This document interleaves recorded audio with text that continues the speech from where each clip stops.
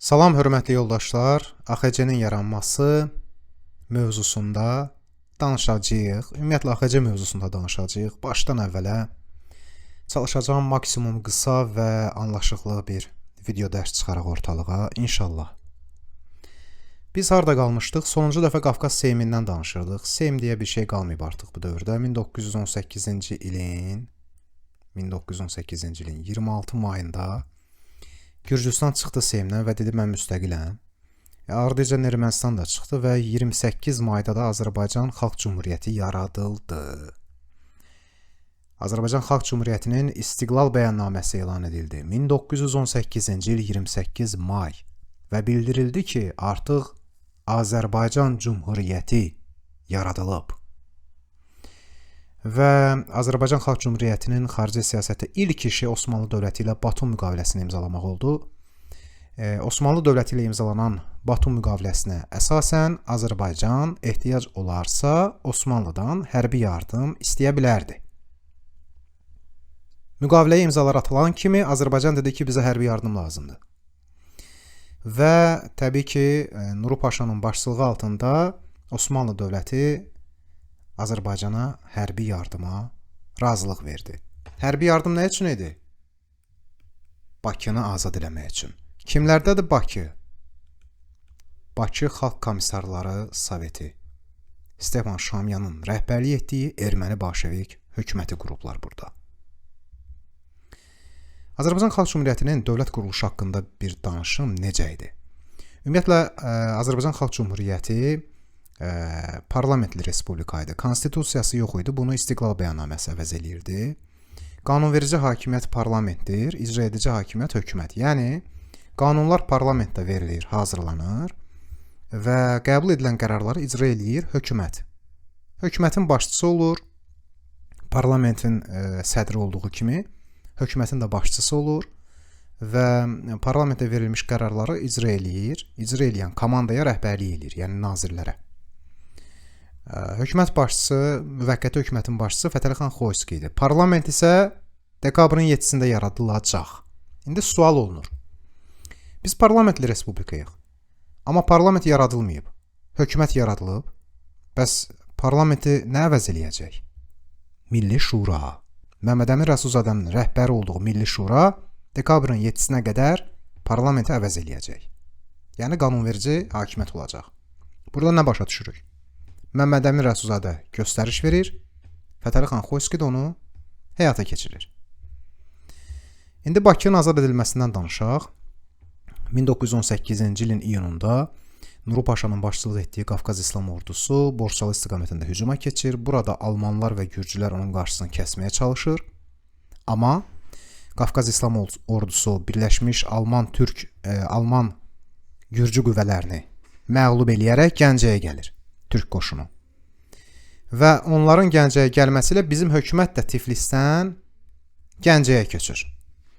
Gürcülər də etiraz eləmişdilər zaten, siz gedin öz ölkəvizə. Çünki Osmanlının qarşısını kəsə bilmədilər burada Borçalıda. Biraz da acıqlı qaldılar bizə. Biz də dedik ki, yaxşı gedərik. Gəldik Gəncəyə, çünki Gəncə artıq azad olunub. İyunun 17-sindən Gəncə dövrü başlayır AXC-nin. Yəni, 1918-ci il mayın 28-də AXC elan ediləndən 1918-ci il iyunun 17-sinə qədər bizdə Tiflis dövrüdür. Məsələn, Batum müqaviləsi iyunun 4-ündə imzalanıb, Tiflis dövrünə düşür. İyunun 17-sindən isə Gəncə dövrü başlayır.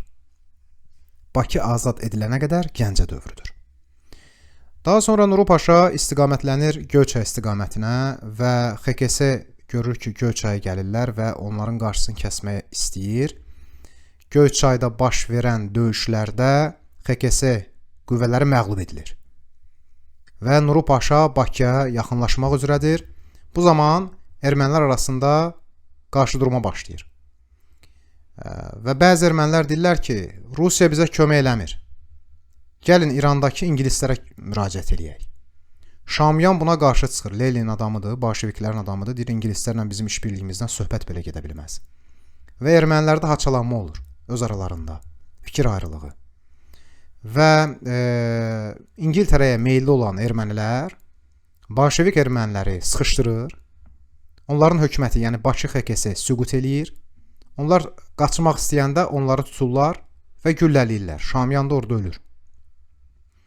Və ingilislər çağırılır. İngilis general Densterville'in başçılığı ilə Bakıya gəlirlər.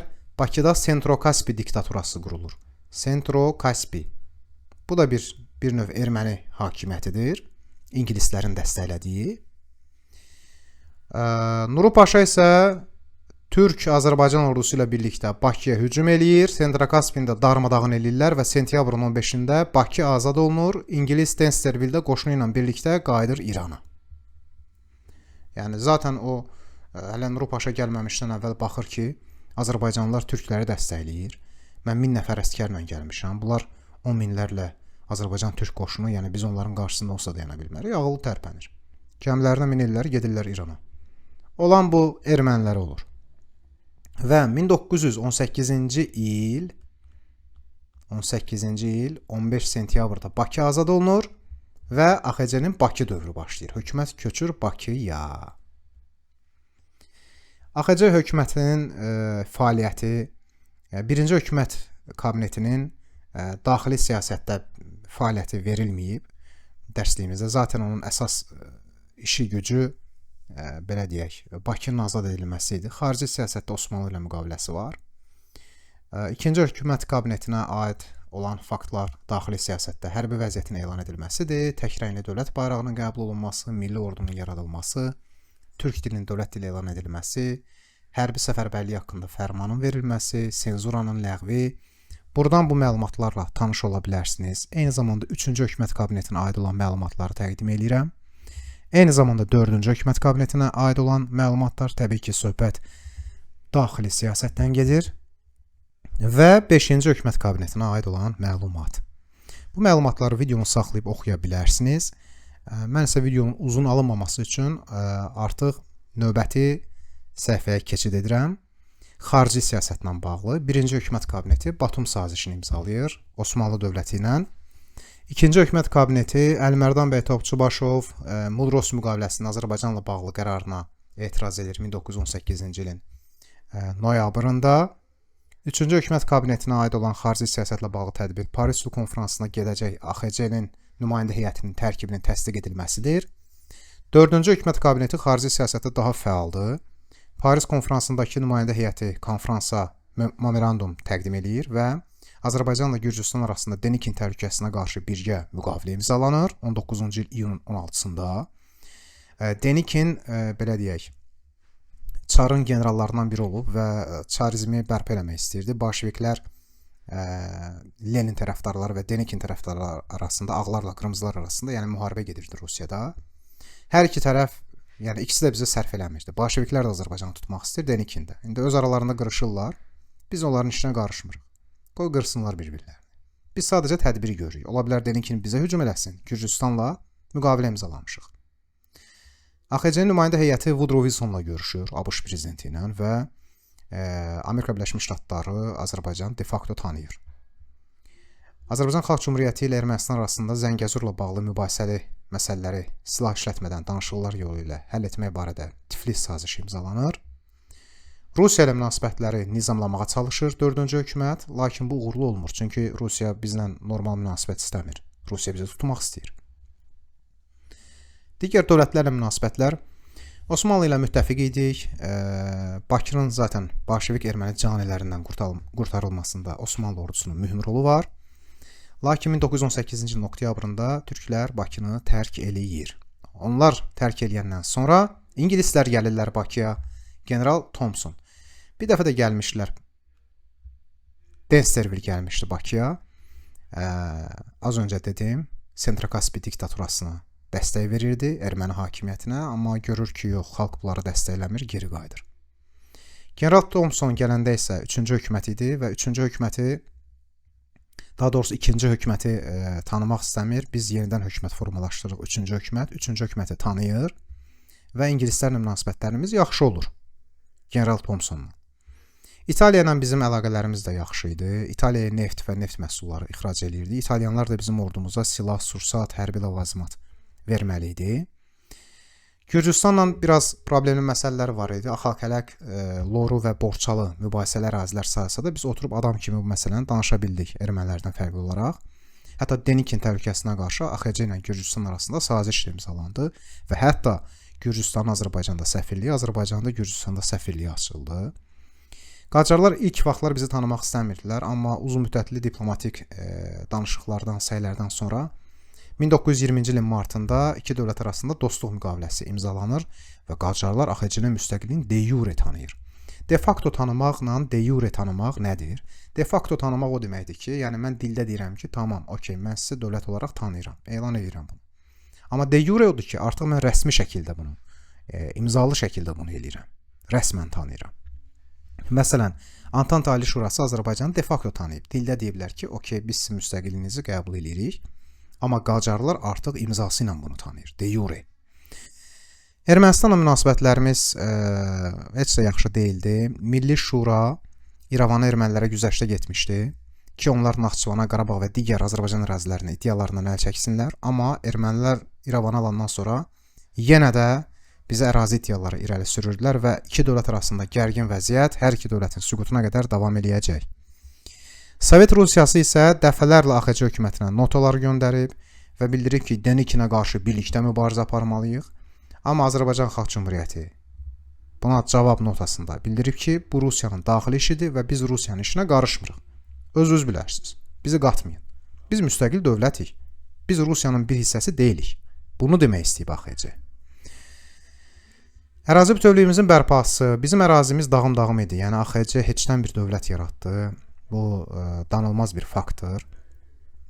Azərbaycan Xalq Cümhuriyyəti yarandığı illərdə, həm də 1918-ci ilin noyabrında Naxçıvanlı vətənpərvərlər Araz Türk Respublikasını yaratmışdılar. Naxçıvanı erməni hücumlarından qorumaq üçün. Sonra Araz Türk Respublikası Bakıya müraciət edir ki, biz AXC-yə birləşmək istəyirik və birləşir. Naxçıvanda AXC-nin general qubernatorluğu yaradılır 1919-cu ilin fevralında. Amma mart-iyul aylarında xarici dövlətlərin Antantanın xüsusilə dəstəyi ilə burada, yəni Naxçıvan ərazisində bir erməni idarəçiliyi qurulur. Yalnız iyul ayında erməni idarəçiliyi süqut eləyir və Naxçıvan general qubernatorluğu faktiki olaraq öz fəaliyyətini davam etdirir. Qarabağ bölgəsində ermənilər bizə problem yaradırdılar. Ermənilərin qiyamlarını, ermənilərin Azərbaycan xalqına qarşı qətliamlarını önləmək üçün Azərbaycan Xalq Cümhuriyyəti 1919-cu ilin yanvarında burada Qarabağ general qubernatorluğunu yaradır. 1919-cu ilin avqustunda isə Qarabağın erməni əhalisi AXC hakimiyyətini tanıyır. Rəsmən ki, biz tanıyırıq, tabe oluruq, biz Azərbaycan vətəndaşıyıq. Muğan bölgəsində burada Muğan Sovet Respublikası qurmuşlar bolşeviklər. Muğan Sovet Respublikası qurmuşlar bolşeviklər 1919-cu ilin mayında Həbib bəy Səlimovun rəhbərliyi altında Azərbaycan ordusu bura girir və 1919-cu ilin avqustunda Muğan Sovet Respublikası süqut edir. Çox maraqlı bir tarixdir. Ümumiyyətlə 1919-cu ilin avqustu bizim üçün çox əlamətdar bir tarix olub. Nə baxımından? Məsələn, iyul ayında erməni idarəçiliyi iflas edir və 1919-cu ilin avqustundan bizim general qubernatorluq Naxçıvanda tam fəaliyyətini bərpa eləyir, eləmiş olur. Eyni zamanda 19-cu ilin avqustunda Qarabağın erməni əhalisi Azərbaycan hakimiyyətinə tabe olur və o fitnəkar ermənilər buranı tərk eləyir. Yenə də 1919-cu ilin avqustunda Muğan Sovet Respublikasını süquta uğradırıq. Eyni zamanda 1919-cu ilin avqustunda həm də ingilislər Azərbaycandan çıxırlar.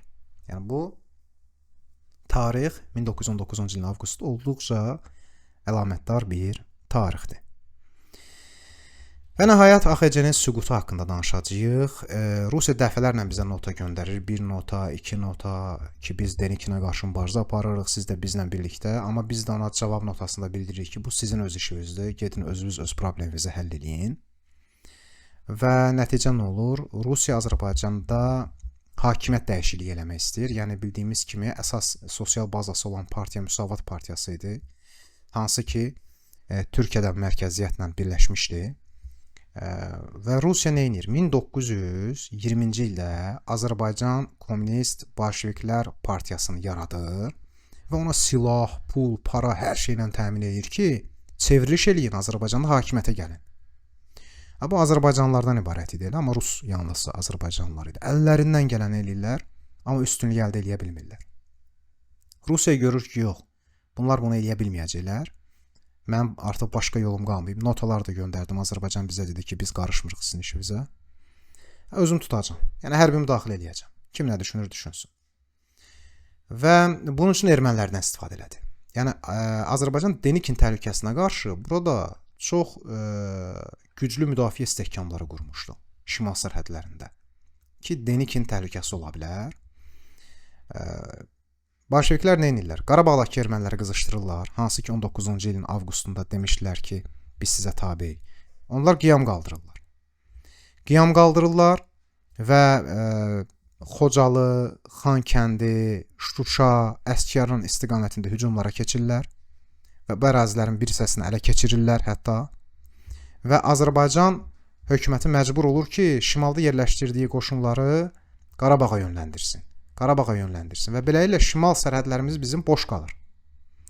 Bundan istifadə edən Sovet qoşunları 70 minə yaxın Rus əskəri gəlir. Onları qarşılayan Azərbaycan əskəri 70 minlik Sovet qoşununu qarşılayan Azərbaycan əskəri 300 nəfər idi. Təbii ki, nəticə artıq bəllidir. Ruslar Azərbaycana daxil olurlar, sürətlə Bakıya doğru gəlirlər və son iclas keçirilir parlamentin. Rəsulzadə o iclasda deyir ki, biz Ruslara tabi olmamalıyıq. Bir qism də deyir ki, biz tabi olmasaq nə olacaq? Yəni onsuz da tutacaqlar. Boş yerə qırğına yol verməyək. Nəticədə qərar verilir ki, biz hakimiyyəti Azərbaycan bolşeviklərinə verək və bir şərtlə ki, Azərbaycan müstəqilliyi qorunacaq, AXC nümayəndələrinin həyat və təhlükəsizliyi təmin olunacaq və sair və ilaxır. Onlar da söz verirlər, amma heç bir sözə əməl etməyəcəklər. Və 1920-ci ilin 28 aprelində olur bu hadisə və Azərbaycan Xalq Cümhuriyyəti süqut eləyir.